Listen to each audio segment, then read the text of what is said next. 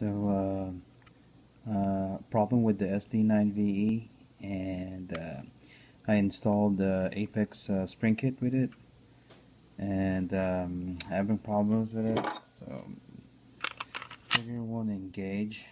So there's no safety there. No bullets, no bullets. So still no on fire. I got another SD which I installed. Take this off. This is the other one. Installed the same Apex kit.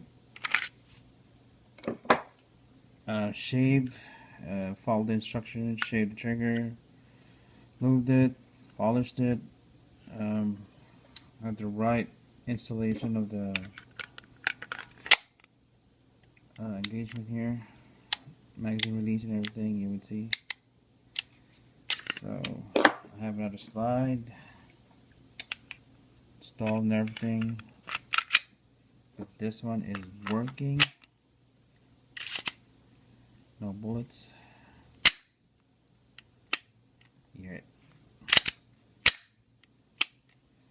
So my problem is, I think, is one of the components of the slide there. I check everything and check the spring, so hit me up